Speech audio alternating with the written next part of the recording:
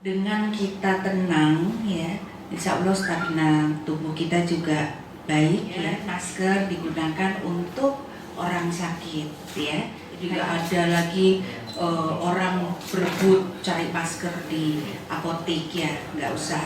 Yang penting kami mohon Dr. Sudarsono untuk cerita ya, menyampaikan wawasan pada kita semua bagaimana proses dan perkembangan untuk COVID-19 ini di kota Surabaya, karena beliau merupakan ketua tim yang menangani COVID di Surabaya ini. Beliau dari Rumah Sakit Dr. Sutomo. Proses transmisi itu proses penularan dari orang ke orang yang lain, dan prinsip-prinsipnya itu satu ya. Jadi kalau kita melihat prosesnya itu selalu ada dua arah ya, dua cara. Yang pertama adalah tidak langsung, yang kedua adalah langsung ya. Nah, yang tidak langsung itu seperti misalnya adalah seperti kita tahu bahwa seseorang itu kalau itu bicara aja, cukup bicara saja, apalagi batuk, bersin, itu akan keluar percikan-percikan yang kita sebut sebagai droplet. Nah, di percikan-percikan itulah si virus numpang.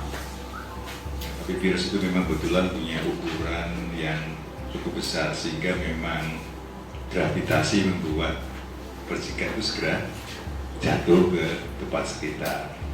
Nah, tempat sekitar itu yang barangkali terpegang oleh orang-orang lain ya. Kemudian orang itu sebelum cuci tangan sudah menyentuh mata atau hidung atau bibir, maka droplet itu menempel di sana. Nah, akan terjadi proses berikutnya, yaitu si virus akan masuk lewat area-area tersebut ya.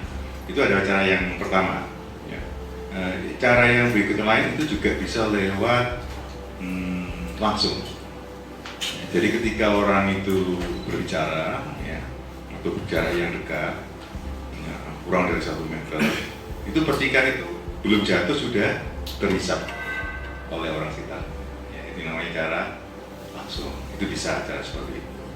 Nah, memang kalau kita lihat itu porsi terbesar itu memang ini cuci tangan ya. Kemudian kalaupun masker itu juga kalau tidak diikuti dengan kebiasaan cuci tangan, higiene tangan, itu juga tidak terlalu punya banyak keduanya. Nah, sekarang itu oleh karena itu memang proses interaksi yang terjadi di tengah-tengah kerumunan kita tidak tahu ya. Di antara kerumunan itu mungkin ada yang sakit, tidak tahu, apalagi orang itu tidak pakai masker. Jadi memang hal-hal seperti ini punya potensi terjadi suatu penularan. Nah, sudah ada studi di Cina ya.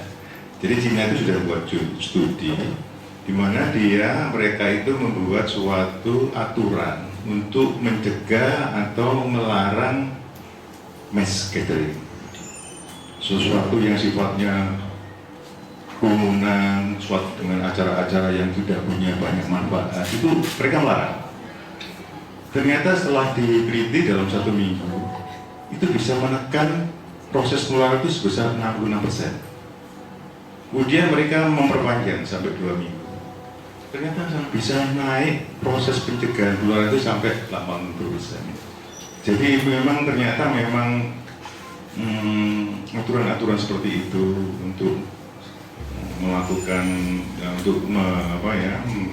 tidak melarang ya, untuk melakukan suatu kegiatan-kegiatan yang menimbulkan massa yang banyak, itu ternyata sebenarnya efektif.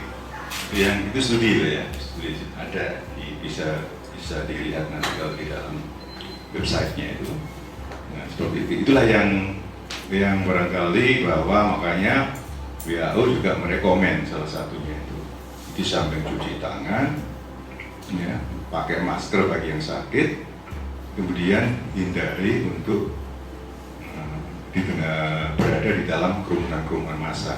Oleh karena itu memang ada rekomendasi untuk tidak mengadakan kegiatan-kegiatan yang sifatnya itu mengumpulkan massa, karena itu akan ada potensi terjadi suatu proses transmisi atau ini kan banyak sekali mengumpulkan massa. Kalau kita lihat di Darmo Bengkulu itu kan begitu banyak masa, tidak hanya di jalannya, juga di simbol-simbol di gangnya juga banyak sekali masa. Nah ini untuk meminimalisir ya terkait dengan penyakit tadi sampaikan COVID-19, untuk sementara waktu ini Car Free Day akan kami tiadakan sampai nanti mungkin nunggu dari ketua tim ya, kalau memang sudah aman akan kita laksanakan lagi. Jadi semua titik Car Free Day. Jadi ini demi keamanan maupun kesehatan masyarakat Surabaya khususnya.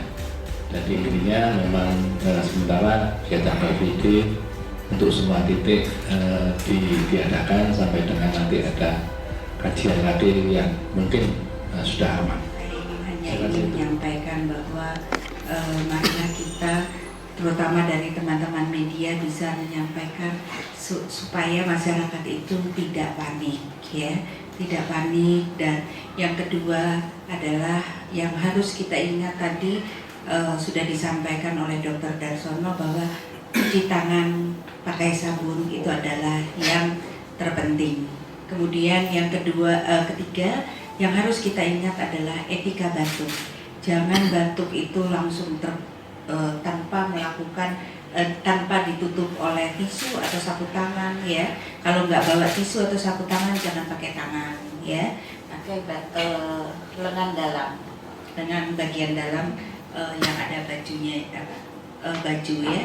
Jadi dengan kita tenang, ya, insya Allah stamina tubuh kita juga baik, ya. Selain itu jangan lupa makan gizi seimbang, ya. Kemudian tadi sudah disampaikan hindari daerah kerumunan, ya, daerah yang berkumpul, ya. Sehingga tadi sudah disampaikan bahwa untuk sementara pemerintah kota menutup Car Free Day. Saya juga mohon bantuan kalau misalnya ada yang mengalami gejala batuk, demam, ya, silahkan menghubungi fasilitas kesehatan di puskesmas, bisa, ya, dilihat dulu. Jadi jangan panik lah intinya. Kemudian masker digunakan untuk orang sakit, ya, hanya untuk orang sakit. Kemudian petugas kesehatan. Kemudian yang memakai masker juga adalah keluarga yang menunggu di rumah sakit. Mungkin itu bisa karena pada saat keluarga itu menunggu kan mungkin dia capek, staminanya agak turun juga, dan untuk menghindarinya maka bolehlah memakai masker. Tetapi teman-teman yang sehat itu tidak perlu memakai masker. Jadi nggak ada lagi orang berebut cari masker di apotek, ya, nggak usah. Yang penting stamina tubuh, ya, istirahat, hindari stres. Semua kegiatan-kegiatan yang sifatnya mengumpulkan massa dalam jumlah yang banyak itu, nah ini kemudian yang masih dalam proses kita akan bersama-sama mengevaluasi mana yang mungkin dilaksanakan, tapi mana juga yang kemudian nanti harus kita tunda untuk pelaksanaannya. Jadi bukan kemudian hilang sama sekali panel ini, kan? Jadi kemudian nanti kita siapkan lagi kapan, ketika, karena beliau ini menyampaikan bahwa insya Allah nanti pada masa tertentu juga kemudian kita kemudian bisa melihat bahwa kondisi sudah lebih baik. Nah, pada saat ini kita sementara menunda beberapa kegiatan itu karena memang kita lebih mementingkan untuk menjamin kesehatan masyarakat dan lebih penting lagi membuat masyarakat kita menjadi lebih tenang, ya. Tapi memang di masyarakat kan juga udah siap-siap semua. Dan kondisi yang ada, kita lihat berapa daerah yang sekarang lockdown segala macam itu. Nah, kemudian masyarakat juga sudah saling menjaga diri, ya, dimana mereka kapan mereka kalau penting betul baru kemudian mereka bisa keluar dari rumah dan segala macam itu tadi. Nah, ini bagian dari kita untuk menjaga kesehatan dan kesejahteraan masyarakat. Pertanyaan terkait dengan mahasiswa yang dari Wuhan nih, 6 orang. Seperti yang kami sampaikan, memang kami dari di Puskesmas akan datang ke rumah yang bersangkutan selama 14 hari. Kita lihat kondisinya, terutama adalah suhunya, ya. sampai dengan kemarin ya 6-6-nya aman, tidak ada gejala, tidak ada sakit ya, semuanya dalam kondisi normal. Mungkin itu Pak. Jadi untuk wastafel ya yang dipasang itu kurang lebih ada 100 yang memasang Cipta Karya Mas ya. Cipta Karya kurang lebih 100, kemudian thermal scanner itu kita di pemerintah kota di beberapa gedung yang seperti Balai Kota, terus kemudian Balai Pemuda, kemudian Siola, intinya adalah yang terkait dengan pelayanan publik itu kita berikan thermal gun infrared ya. Nah kemudian wastafel itu ya 100-an lah, kurang lebih 100. Yang APD tadi? Oh yang APD ya, karena Rumah Sakit UNER menyampaikan bahwa mereka butuh untuk APD ya, sehingga pemerintah kota memberikan bantuan kepada Rumah Sakit UNER. Intinya rumah sakit dulu yang menyampaikan kebutuhan kepada pemerintah kota Surabaya. Yeah. Karena di dinas kesehatan masih ada stoknya, kami membantu supaya di sana tidak kekurangan. Saya ingin mengklarifikasi ya, jadi seperti kejadian itu memang nggak proporsional betul. Ya, kami sempat kaget memang, waduh gimana ini sampai seperti ini ya. Tapi kemudian kita mencoba mengklarifikasi dari semua pihak, termasuk yang mengirim. Ya ini kok tidak proporsional, ini malah bikin. Akhirnya mereka juga menyadari kekeliruannya. Jadi janganlah ini terjadi lagi. Ya APD itu dipakai pada waktu merawat pasien di isolasi, bukan terus Di UGD. itu kayaknya kayak mungkin itu guyonan ya, lagi pamer. Guyonan ini guyonan. Saya kira gitu ya. Jadi yang dipakai kadang-kadang hanya untuk orang-orang yang memang terkonfirmasi atau yang masih sifatnya pengawasan atau dulu namanya terduga. Tetap pakai itu. Tapi kalau enggak ya nggak perlu. Mas jangan salah nulis loh. Engkau jadi rame. Ya itu tadi udah disampaikan Dr. Darsono bahwa APD dipakai pada saat petugas kesehatan merawat pasien ya, karena mungkin masih kosong di sana, butuh permintaan dibantu oleh pemerintah kota. Jadi bukan berarti jadi panik Mas, enggak ya. Kalau tadi udah disampaikan bahwa ada yang ramai waktu di Sutomo pakai baju lengkap gitu ya. Kami sudah kumpulkan semua rumah sakit untuk bisa pada saat merujuk ya sesuai prosedur, tidak perlu terlalu berlebihan ya.